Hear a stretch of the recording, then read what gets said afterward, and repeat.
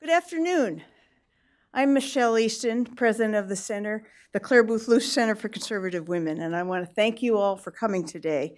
Welcome to the March Conservative Women's Network Lunch. Special thank you to Heritage, to Bridget Wagner, who's been our partner in this for 20 years now. We do this once a month. March is Women's History Month, but in today's popular culture and mainstream media, you'll rarely hear about the great conservative women leaders in America in most Women's History Month events. We asked our CWN speakers today, both great conservative women, to talk about the history of the women's movement and how we as conservative women can combat radical feminism. First up will be Kelsey Bolar, who's the senior news producer at the Daily Signal, where she does on-camera interviews, podcasts, documentaries, and investigative reporting. She's also co-host of the weekly podcast Problematic Women and an editor of Bright, a morning newsletter for women by women. In addition to her work at the Daily Signal, Kelsey is a contributor to The Federalist, a visiting fellow with the Independent Women's Forum, and a senior fellow with the Steamboat Institute. She does frequent national TV appearances, including on Fox Business and Fox News. And previously, she worked at Fox News Channel in New York, where she was a production assistant there before writing and producing videos for Fox News Magazine, a lifestyle website. Kelsey graduated from Lafayette College in Easton, Pennsylvania, with a double major, international affairs and film and media in politics. She grew up in Wilton, Connecticut, currently resides in Washington, D.C. with her new husband and her Australian Shepherd, Utah. She balances her passion for politics with yoga, running a blog called Capital Yoga Girl. Our second speaker today is Inez Stepman, a senior policy analyst at the Independent Women's Forum, who's worked in education policy for 7 years. Prior to joining IWF, Inez was the Director of Education and Workforce Development at the American Legislative Exchange Council, ALEC. She's the author of many policy papers, and her work in education policy has been published in many publications, such as the Washington Examiner, the Orange County Register, The Hill, and others. And she frequently testifies as an expert in state legislatures across the country. Inez is a senior contributor to The Federalist, where she writes on subjects ranging from feminism to fashion, and the Thursday editor of Bright, a woman's daily newsletter.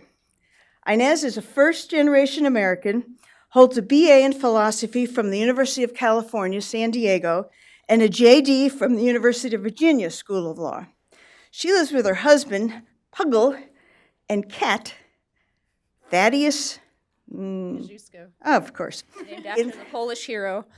Polish hero. I like how we both put our pets into the biography. I love it.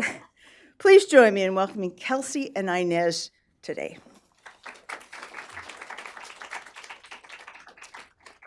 Well, thank you, Michelle. Thank you, Bridget. And thank you to the Heritage Foundation for hosting.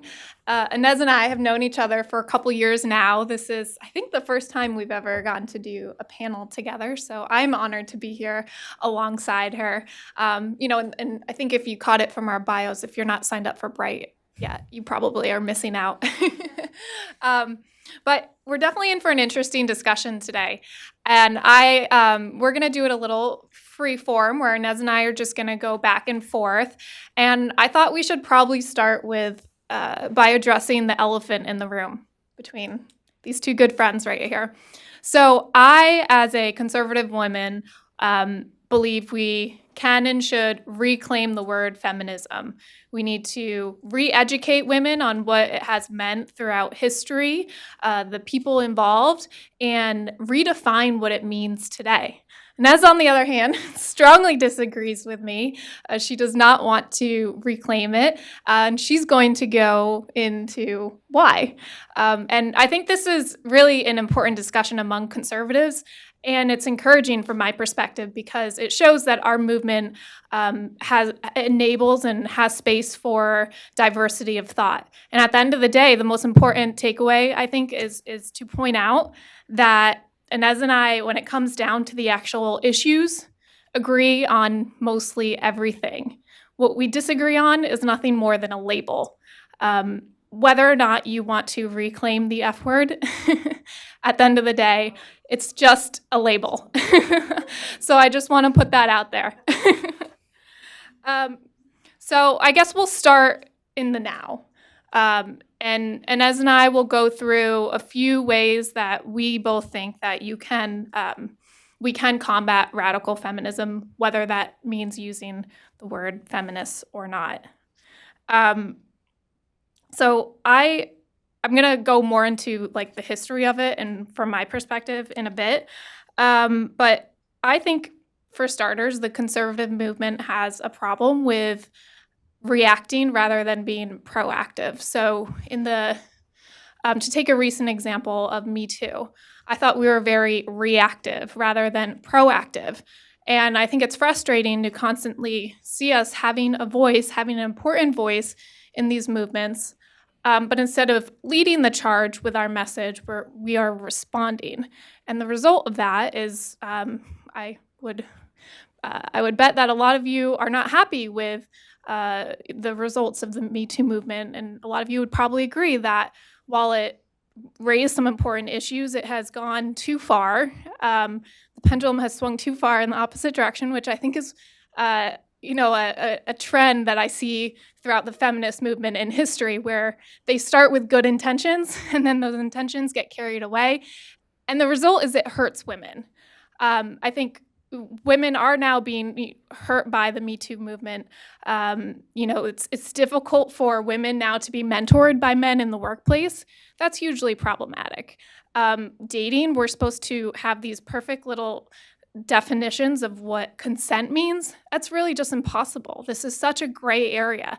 And I think the left just ignores how complicated these issues are and the nuance, and instead trades that to, really virtue signal to the rest of us. And I think that has the effect of sending a message to younger women that they're the ones fighting for them, not conservatives. That's my greatest fear, and really, I guess, gets to the root of why I do think it's important to reclaim the word feminism from a communications perspective, because I fear if we don't, younger generations are ultimately going to be brainwashed into thinking that conservative women are not fighting for them.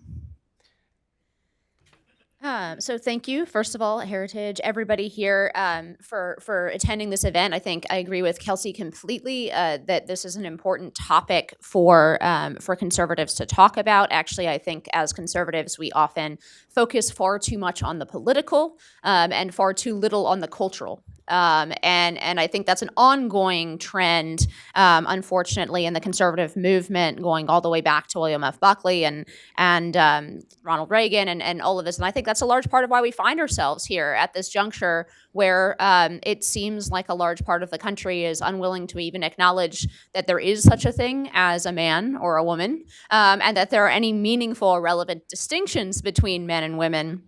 But to combating this radical form of feminism, as Kelsey said, I think we'll get to, where we disagree on the label in a little bit. But I think the number one thing we can do as conservative women is refuse to grant the premise that women in this country are victims. Right? Women hold well over half the wealth. We're actually on track to hold 2/3 of the wealth in this country. We get the majority of degrees. We live longer. We start the majority of small businesses. And in terms of political power, we make up 54% of the electorate on average in the last, whatever it is, 10, 20 elections. I can't remember the exact number, but we make up consistent majority of those who are voting. So it's really, really difficult to argue in 2019 in the USA that women are disempowered or disenfranchised in any way whatsoever. So I think that's the first really important point. I think it's important for the right to stop the left in their tracks as soon as they go down this road of generalized female victimhood and say no. Pull out the large picture in this country, not across the world, but in this country, is that we are the freest, most prosperous, and really opportunity-laden generation of women, not just in American history, but in world history. My little phone, I have my notes on my phone. So I think the second large thing that we need to push back upon is the idea that this radical feminist voice actually represents either the ideological beliefs of women at large, or in fact their choices when the rubber actually meets the road. It turns out that women don't make the choices that feminists would really like them to make. This is actually a consistent problem. I think we'll get back into the history in a minute, but this goes all the way back to Simone de Beauvoir in the 40s, who lamented that in fact government would have to prevent women from staying home with their children because otherwise too many women would make what she viewed as the wrong choice. So I think that it's a really powerful tool or argument that conservatives have in our arsenal to say, actually, not only do you not represent the ideological views of women. Women tend to call third, a third, a third. A third identifies conservative, a third identifies moderate, a third is liberal, right? Not only do you left-wing feminists not represent the voice of American women, but you don't even represent the choices that average women make. You're actually lining yourself in opposition to those choices, whether those are choices about preferring to work part-time when we have young children in the home, or whether that's as simple as the fact that anecdotal evidence would suggest that women are not actually huge fans of the Gillette man. They actually like a little bit of toxic masculinity in their men. So third and Might trigger people with that. Yeah, it might be. Sorry, the Heritage Foundation. No, so I think the third and more important point is to emphasize the interconnectedness of women's destiny and men's destiny, right? And I think the Kavanaugh hearings were really a watershed moment in a lot of ways for a lot of women in this country, because it's when a lot of women who some of them conservative, but others moderate, and even on other topics progressive, realize that the mainstream message from the left that they're getting from radical feminists is in some very fundamental sense anti-male or anti-man. And it turns out that we have husbands and sons and brothers and fathers and men in our lives who we love. And there were a lot of women in this country that watched the Kavanaugh hearings and imagined those men in love that they love sitting there being accused of a heinous crime without any kind of evidence, in fact, in the face of contrary evidence, and risking not only losing a very important job promotion, but his entire reputation. Built up over decades. And I think that was really disturbing to a lot of women in this country, and actually drove a 12-point enthusiasm bump among Republican women in the midterm election. So those didn't go great for Republicans. They would have gone a lot worse had Republican women not become enthusiastic voters after watching the spectacle that was the Kavanaugh hearings and the specter of the new feminist standard for assault, right? Which is no due process, no evidence required, mere accusation, enough to ruin a man's life. So I think those are the three most important ways that we can push back, right? And so first, don't grant the premise that we're victims. Second, don't grant the premise that the feminist left actually reflects the choices of women in this country or their preferences politically. And third, remember the men. I think Abigail Adams once urged her husband to remember the ladies. I think that conservatives should now be urging their fellow sisters, right, to remember the men, and to push back against the increasingly anti-male, anti-man, anti-masculinity tilt of both the left in general and of feminism. I absolutely agree with everything Inez just said, and to continue off her point about not playing the victim card and buying into this really toxic and dangerous idea that women in the United States, the most freest country in the world, are victims, I think requires constantly reminding the left of what women face internationally, and constantly deciphering between the difference between inequalities and injustices. So I certainly think in the United States today, women still face injustices. Those are things we need to talk about. Although as I mentioned, I disagree with a lot of the repercussions of the Me Too movement. I think it brought to light a lot of injustices that women often face. But an injustice is very different than an inequality. And if you remind the left this, I think it goes a long way to not just calling them out, but pointing out that we care about women's well-being. But when we say that as conservatives, we say that not just for ourselves and us privileged Americans, to borrow their term. We're speaking on behalf of women worldwide, because internationally, women don't have equality yet. They have a long way to go. And as the most privileged and freest women in the world, I think, whether or not you identify as a feminist, as someone who supports women, we have an obligation to speak up for the actual inequalities and injustices that women are facing on a daily basis. Just to name a few, internationally, it's estimated that 200 million women and girls have undergone female genital mutilation. I'm sure a lot of you know what this is, but this carries long-term health repercussions, and it obviously takes away from intimate relationships that it seems like the left values so much. You would think maybe they care more about this.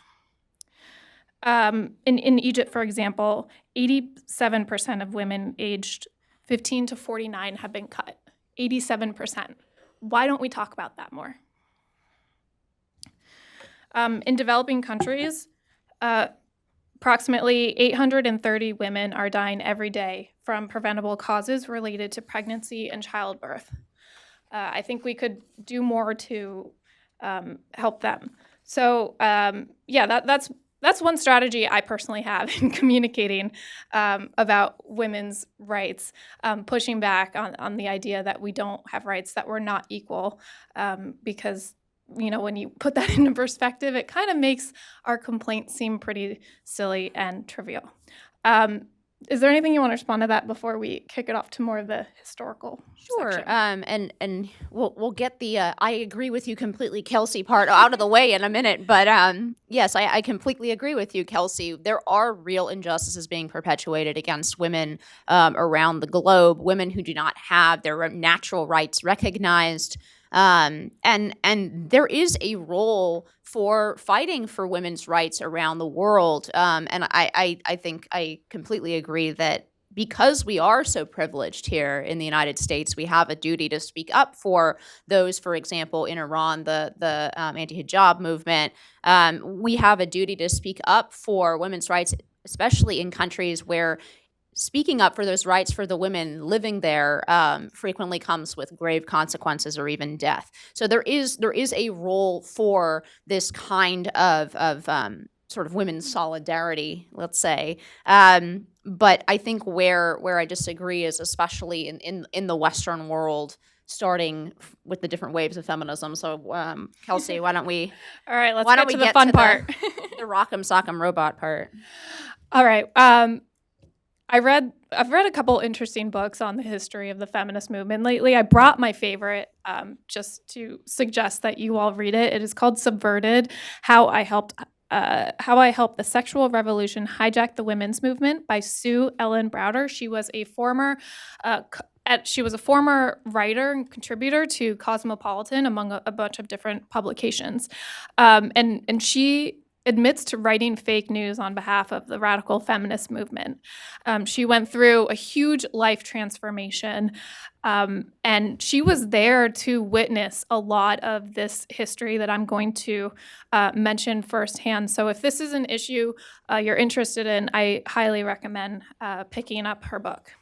So prior to the 1970s, the feminist movement and the sexual revolution were two very separate movements.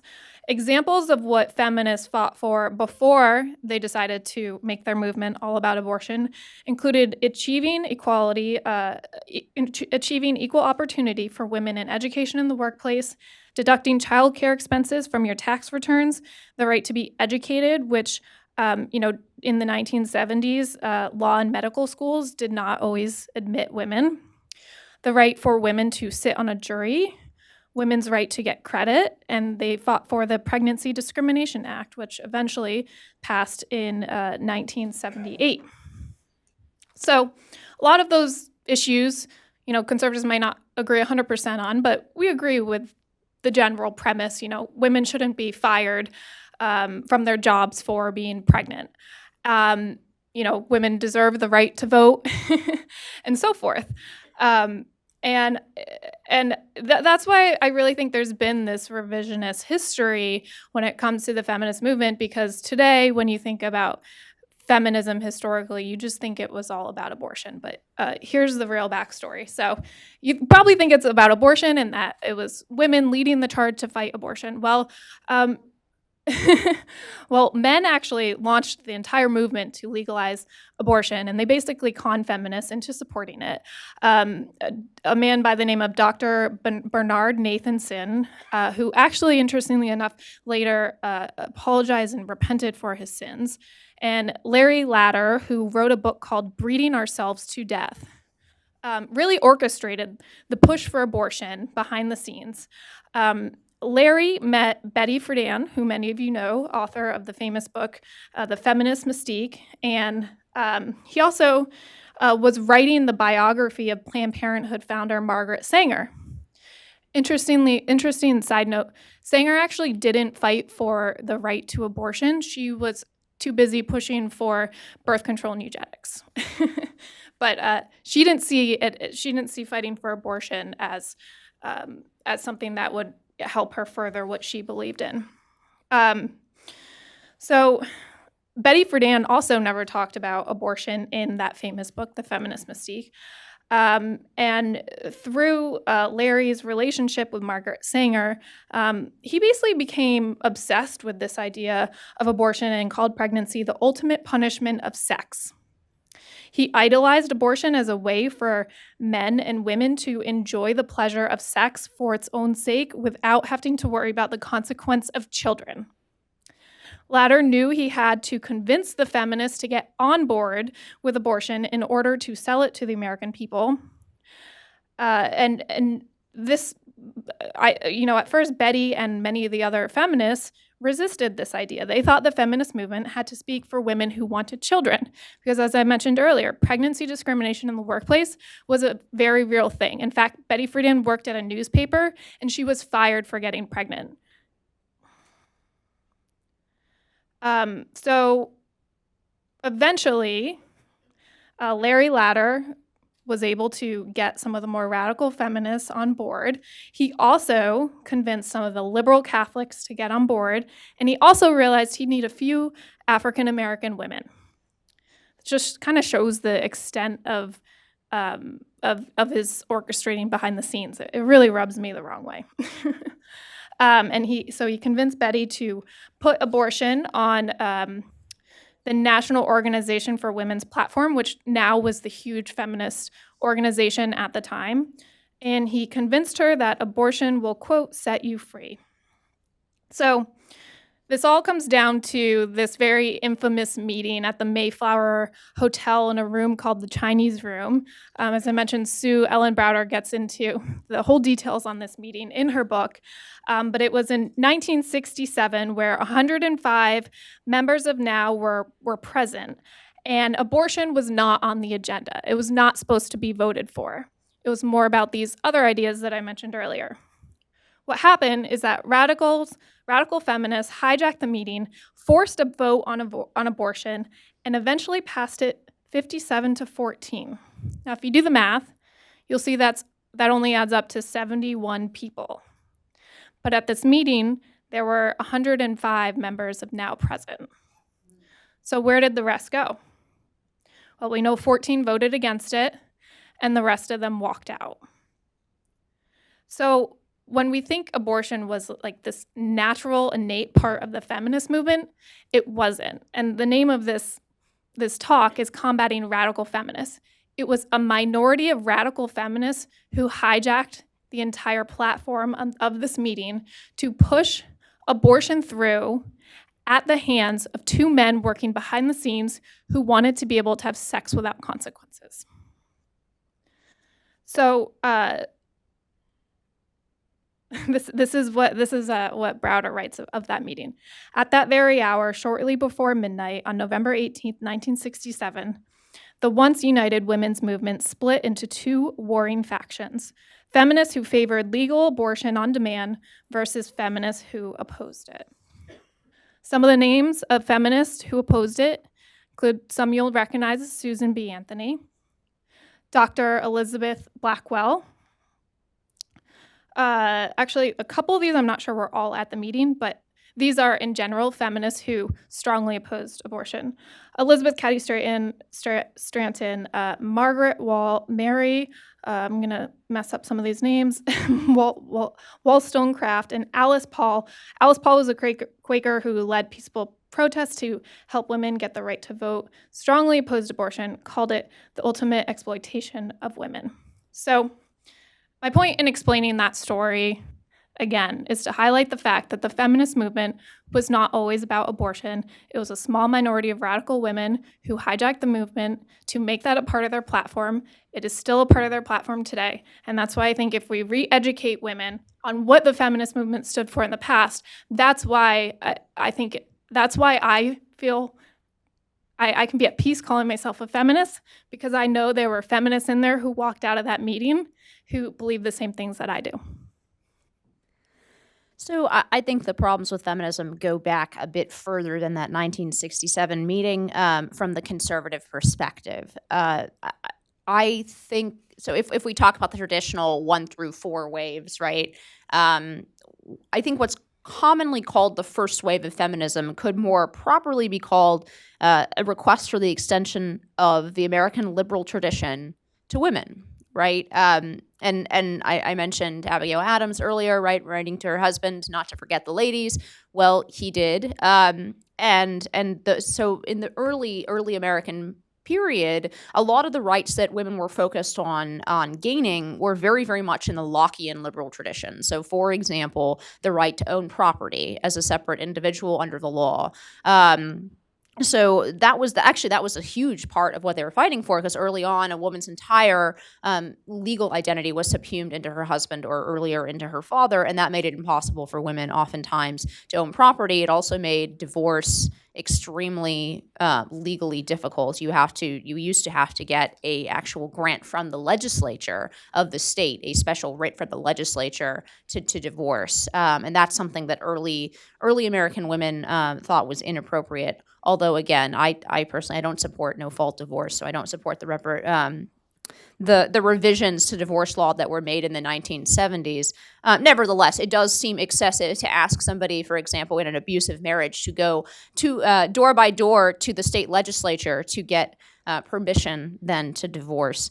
So these were some of the early issues, and I would say that kind of period of women's I don't want to say feminist movement, actually, because I dispute that characterization, but these sort of women's rights activists, at the latest, that period was concluded with the 19th Amendment and the right of the vote being granted to women. Although, in fact, women were voting in this country from day one in state elections and some state elections. And oftentimes, the women's vote was actually a part of the balance of power, or the struggle for power between larger states, smaller states, East Coast states, Western states, right? Western states had a disproportionate advantage because, of course, if you count only men, and only men largely went west because in those early days it was so difficult, they were getting vastly more sort of electoral power.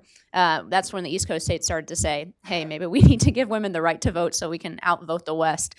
So these things are always a little more complicated than they seem at first blush, but nevertheless, I would say this project, right, of extending the promises of the Declaration of Independence to women was basically concluded at the turn of the 20th century, right?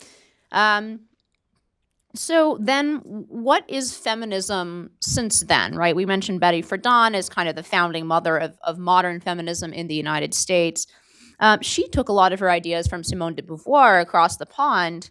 And I would argue that from the 1940s, the deeper underlying idea of feminism was, one, to separate sex from gender, and two, to argue that whatever biological differences exist between men and women, those biological differences are or should be irrelevant to the way that we construct society, policy, and culture.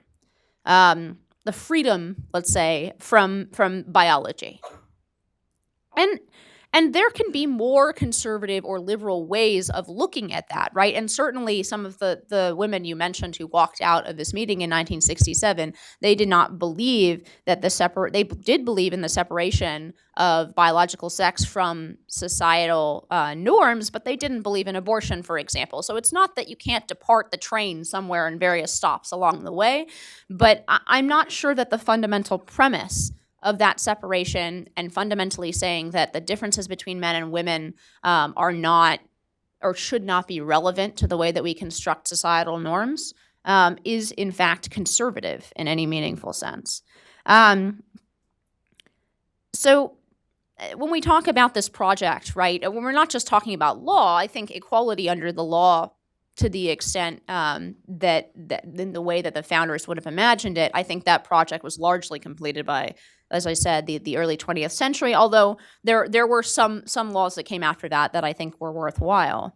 But the cultural default and the societal default in terms of organizing society and work, family, policy, the default has to be set somewhere. I'm not particularly enamored of or convinced by the libertarian argument that there can be no societal message, that everything is atomistic and individual and everybody makes their decisions in a vacuum. So I think there must be a societal default set somewhere, although it, of course, does not have to be coercive, right?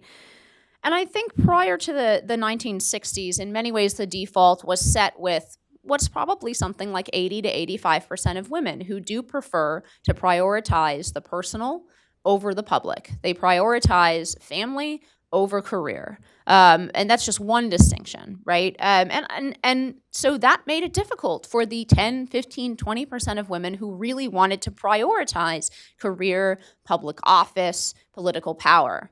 So I'm not trying to say that there weren't difficulties for that percentage of women in the 1950s. But today, I think we've set the default in the opposite direction, where now the 80% of women who actually are happier pursuing what we might call more traditional ends and find those personal relationships to be much more important and meaningful in their lives than any career could ever be.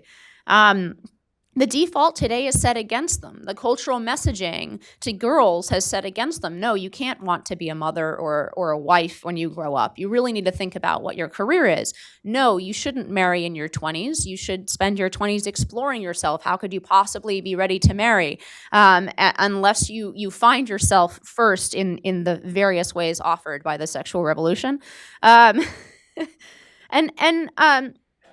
So I think what we see from all of this is actually what's called the paradox of declining female happiness. It turns out that women's happiness in surveys measured over time has been steadily declining since the early 1970s, right? Right around the time of the sexual revolution, women are less happy today than they were in the ostensibly very, very oppressive 1950s. And by the way, the 1950s were less oppressive than many people think they were.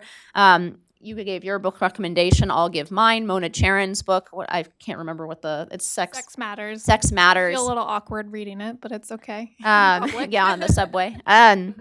So her book has a fantastic examination not only of the underlying biological differences between men and women. By the way, there was a recent study that just came out that shows that sex differences in the brain, physical sex differences between men and women, develop in utero. So that kind of blows up the theory that unless we're culturally messaging children in the womb to tell them little girls prefer dolls. It seems that there are real biological differences, meaningful biological differences between men and women. But Mona Charen's book, Sex Matters, also lays out what I think it was a really eye-opening thing for me to read.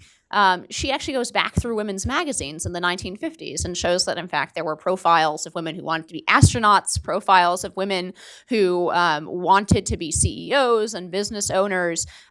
So it wasn't completely impossible for women to do those things in the 1950s, but it's fair to say that the cultural default was set against it. Now the cultural default is what I would call the eat, pray, love script. And it turns out that that's not really achieving a lot of happiness for men or women. So when I say I don't call myself a feminist, it's not because I don't believe that women have natural rights. Nobody, as far as I'm concerned, certainly today, but very few going back in history, for example, would argue that women don't have the right to the First Amendment. They don't have their freedom of speech, their freedom of religion. And I think that project, though, was largely completed in the United States and across the West fairly early on. And what feminism has meant going forward is this continuous churn of trying to separate out what's biological, what's societal, instead of recognizing that these two things are intertwined, that these traditions have arisen for a reason, which is not, doesn't mean that they're perfect and can't be improved over time. But a lot of these traditions and even stereotypes arose for a reason, because men and women are fundamentally biologically different. They choose different life paths. And in fact, the freer and more prosperous they are, the more their choices diverge from men, right? The freer women are, the more different we are from men. Some of the countries with the smallest wage gaps in the world, for instance, are in war-torn Africa, because there, everybody has to work to survive. There's no consideration of, family or career. No, everybody has to work to survive. And that was the condition of humanity for most of our existence. Now, because we are the freest, because we are the most prosperous, because we have incredible wealth built by capitalism in this country, we are free to choose to be more feminine, to be able to make more feminine choices, and to be able to live prosperous lives more in line with what women really want. And so that's why I don't call myself a feminist. I will put one little button on this. I don't see the point of taking back a word that only 16 to 33% of American women actually identify with. So on a pure political basis, it doesn't seem to me worthwhile to chase a word that has such a negative connotation to 2/3 of the population. I'm with you, Inez, to be honest, but the discussion is good, and we have it with our students at Clare Boothe Luce a fair amount, and it's a good discussion because it forces us to dig down and see what these different things really mean. I'm for letting the left have that one, but as I said, it's a good discussion, but I'm interested. We have a great audience here, a mix of ages and men and women. Let me ask, with a show of hands, I'm going to say first, how many of you want to try to save, how many of you want to keep, how many of you want to take back feminism as our word, as women, and how many want to let the left have it? So how many women in this audience, and men, I guess, would identify as feminists? Of some stripe, right? With an asterisk, yes. Knowing you would have to explain what that means these days. Yeah. So not radical feminism, not the feminism of the left, but some stripe, identify as some stripe as feminist. How many of you would not? So that's divided. Yeah, that's it is divided. And that's what we find in the discussion, especially with students and younger women. Well, it's okay. We're the big tent, Before we get to questions, if I could just ask you to comment on one thing. One of the consequences of Me Too has been that quite a few left-wing men, especially in the media, have been shown to be phony advocates for women, in that they were condescending, they were disrespectful, they were abusive to women. Is that the good news part about Me Too?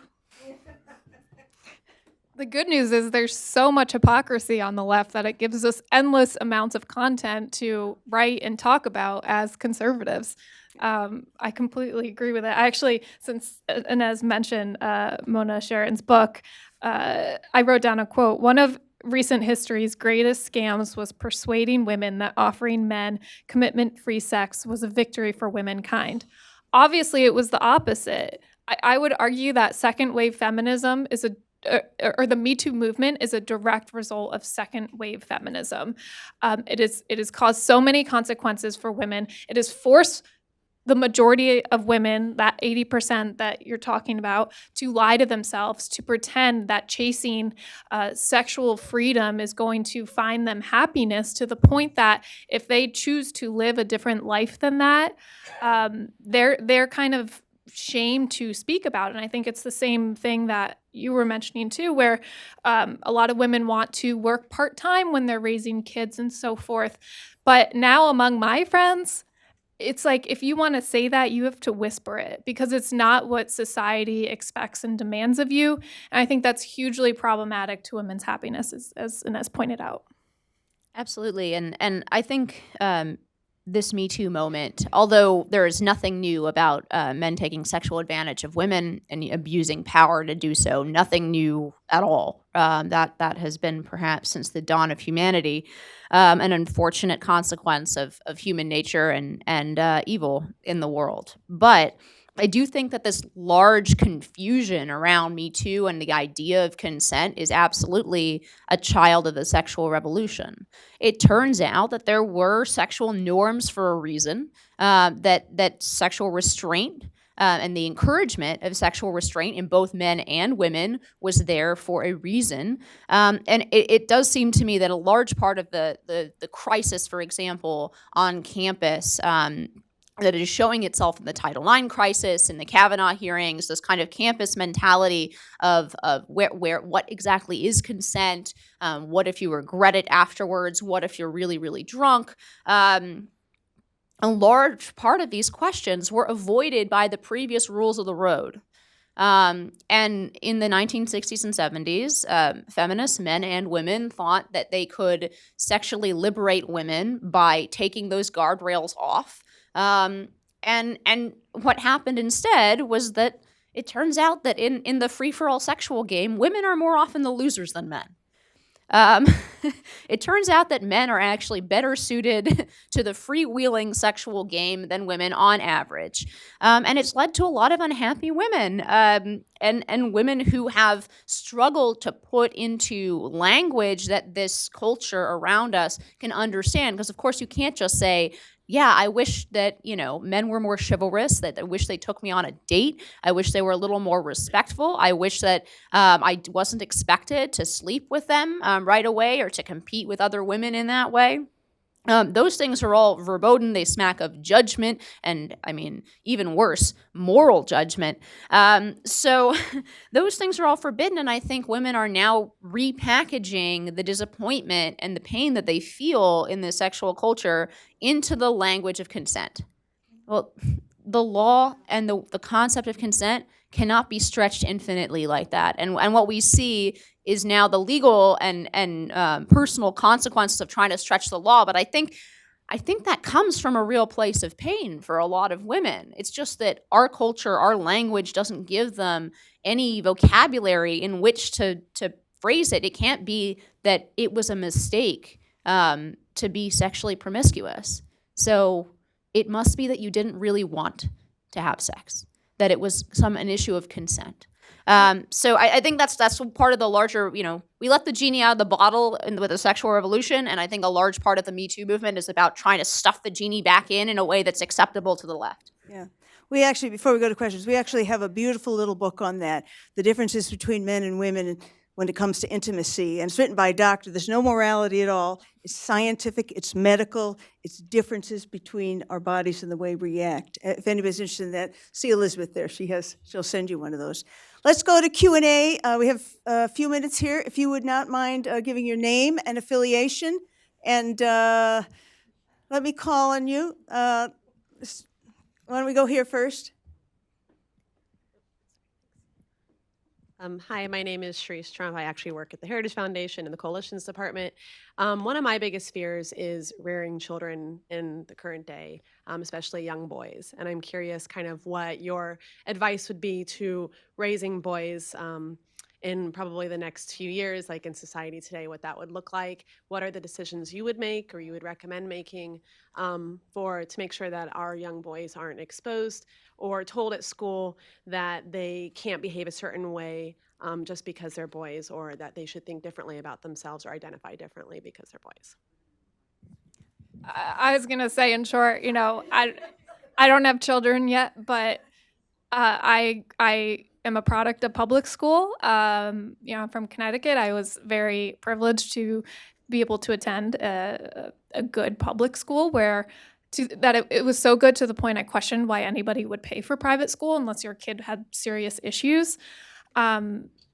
Sadly, I have come to the opposite conclusion now, where I think it's very unlikely I would send a boy or girl to public school. I think there's way too many problems in public schools, and I think school choice is really our way as conservatives to fight back. So couldn't agree more with the school choice aspect. I think actually, so we need to talk about school choice more in this way, about worrying about the values that kids might be getting through the public schools that have been largely, captured by the progressive left in many key ways, including lessons about sexuality and many other ways. So totally in agreement with that, I think. And again, we can only speak to it. Neither of us have kids, so this is a little awkward question for us. But I would say this: I think we still need to teach men to be men, if only because when you try to stuff that back inside of them, that seems to have very, very negative consequences. And also because women will not like them if they are feminized, and that is a terrible thing to teach your son to be. To set him up for a lifetime of excruciating failure with the opposite sex is a cruel thing.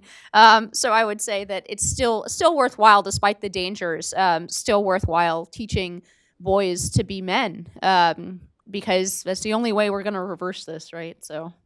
And I if raised- you're, yeah. Oh, sorry. I raised 3 sons, and I can tell you, you have to be careful of the private schools as well. I kept moving mine. I knew I was going to get this right. And I kept moving them and moving them and moving them. And occasionally there are public schools where the parents and the teachers tend to share similar values. That's how it was in the olden days when I was back in public school. It was never an issue because almost all of us shared the same values. So occasionally you can find government schools that way, but you got to be careful of the private schools too. Okay, Bitsy, quick.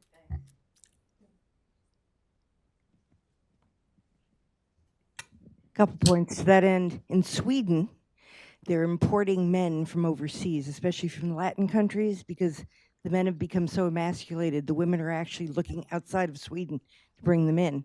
In Kurdistan, on another point, the women in Kurdistan have actually achieved 50% political parity with the men, and they negotiated themselves. They didn't have government hand it. The women figured out how to negotiate 50% political parity, and you don't hear that from the feminists anywhere. But to my main point, as Michelle knows, I'm one of the founders of the National Women's History Museum, and we in fact have had a battle within the culture of history in this country when it comes to women's history, because the feminists want it to be about victimhood, and we steadfastly have wanted to just spotlight women's achievements, and it's a real war. We're coming up on the centennial of the women's right to vote, and the war is going to be there again. They want to celebrate everything women don't have, where we should be celebrating everything that we do. And that's something that all conservative women need to worry about and look at in the next year, is how to make sure that happens. And one last thing, Inez, were you named after Inez Mulholland by chance? My name's actually Inez, so no. Well, do you know who Inez Mulholland is? I've heard the name, but you're going to have to remind me. She's the woman on the white horse that you see in all the suffrage. Oh, yeah. I remember. So you should. She's the only one to die during the fight for the right to vote. Your question back there? Oh, sorry. Okay. Yes. Microphone. Yeah. Have a child of the 60s, and having been in high school during the Summer of Love, I can testify. And we weren't talking about abortion, we were talking about reproductive rights, which at that time meant birth control.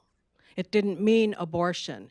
But what I want all these young, and I'm sorry to do this because I know I'm supposed to ask a question, but Yeah, I you can't, are. I can't help myself.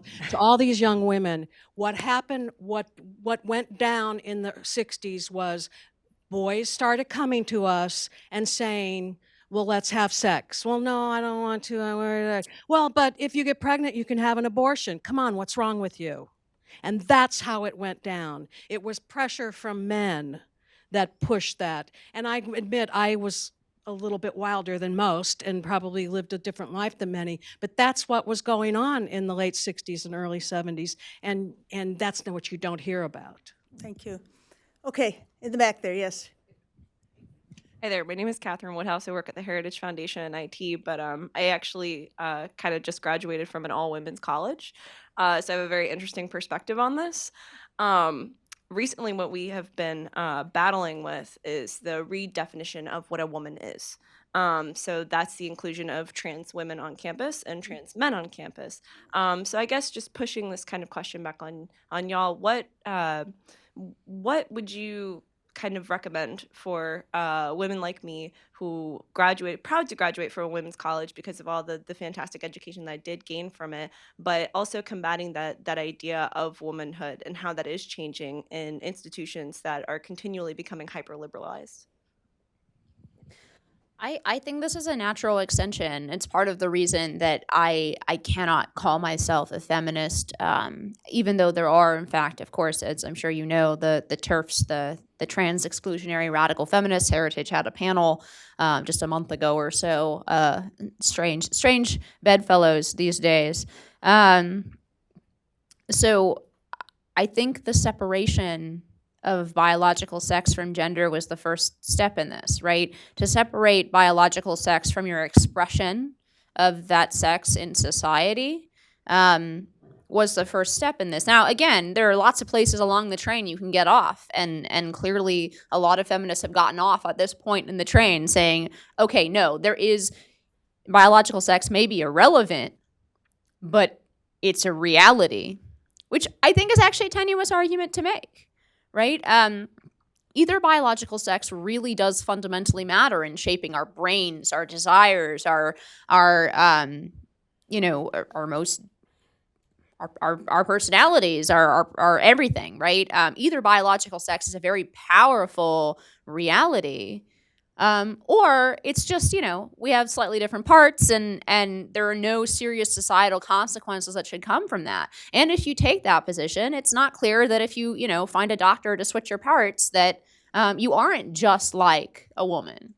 So I think it's not that there aren't objections along the way, and clearly there were in 1967 with abortion, and now with trans rights. I think there are some strong feminist objections, which were rooted in one, saying there is a female experience, and this isn't it. And two, there are real safety concerns, right? If we share all of our spaces, especially when you're talking about kids, like we're talking about the public schools, there are public schools in Florida, and actually a few different places now that, if you may not even know if your 6-year-old daughter is in a locker room with a biologically male kid. So, I think you raise a really important question. I think this trans question goes way beyond what we're talking about today about women, men, relationships between the two. It's also a question of truth, right? And we're seeing the ability to say 2 + 2 = 4. This is a man, this is a woman. We're seeing that erode in Canada. We're seeing it across the pond in the UK. The actual criminalization in many cases of actually speaking the truth. So I think that's a whole nother kettle of fish, but I think you're right to be concerned. I refuse to use the word gender when I mean sex. And I know a lot of people disagree with me on that, but sex is what you are, gender is what you think you are. So I mostly use the word sex. But I really think that words matter. And the other side is masterful at taking words and pushing policy with words. So think about that before you say gender next time. Do you really mean gender, what people think they are, or do you mean sex, what they are? I don't know if you had a comment, Kelsey.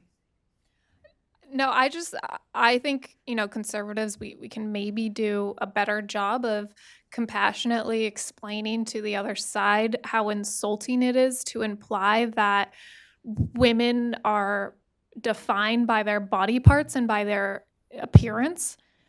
Because that's ultimately, when you transition, it's all about your physical appearance. And as a woman, I find that very insulting.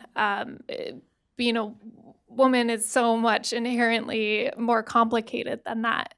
And that's why I think the groups like the radical feminists, and as mentioned, are important to include in this conversation, because that's a point they really hit on, that if being a woman only means how you feel and how you look, then that degrades. I mean, that means there's no such thing as being a woman anymore. Right.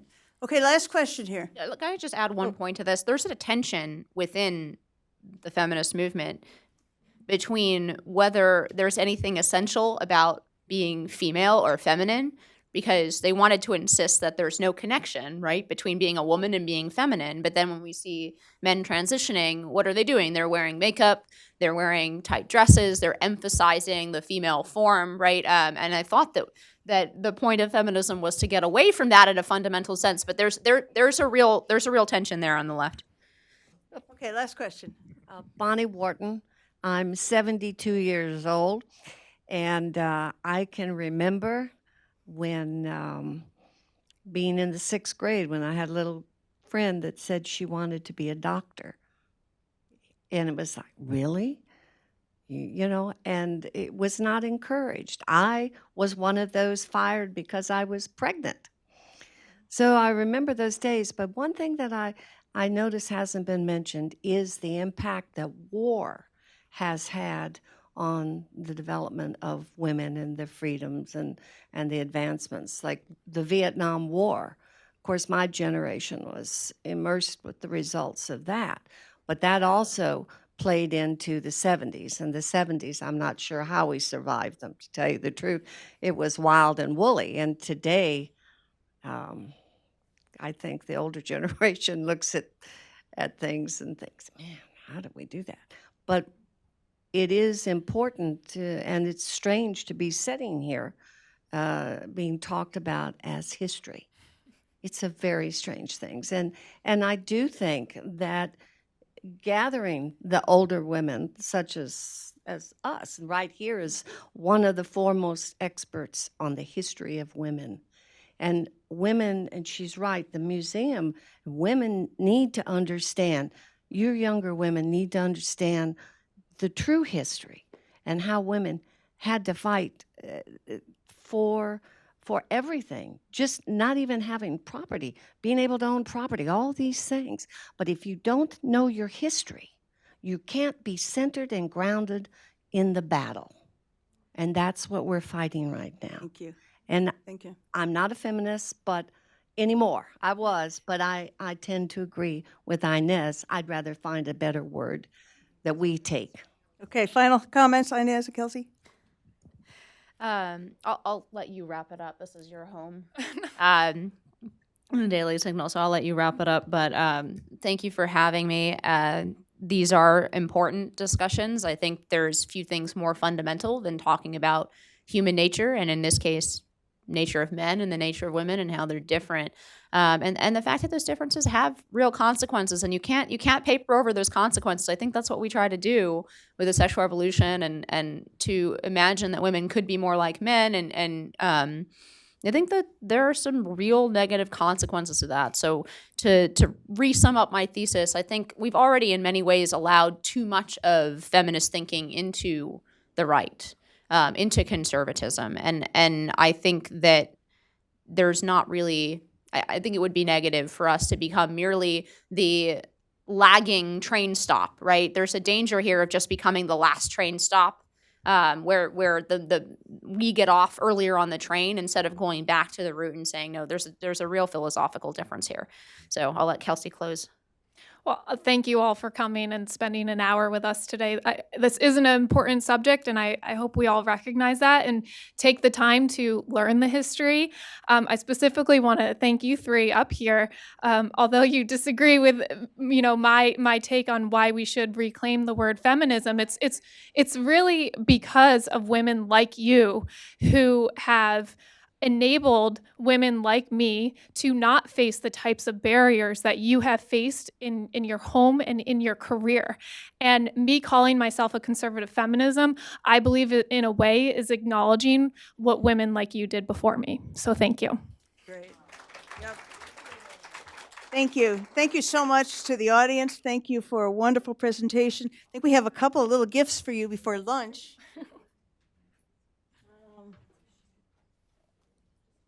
I'll give you the hair. These are from Daisy Heritage. chains. Very fancy, nice paper and all that. Ooh, I'm gonna wrap all my gifts in this from now on. And these are from Clare, Boothe, Luce. You. We have a new name. It used to be Policy Institute. Now it's Center for Conservative Women because that better reflects what we do. Little bags you for so you. much. Can't ever have enough of them. Thank you so much. Thank you all for Bridget and coming. Lily, and lunch is in the lobby right here. Thank you. That was good. Thank you. Really nice.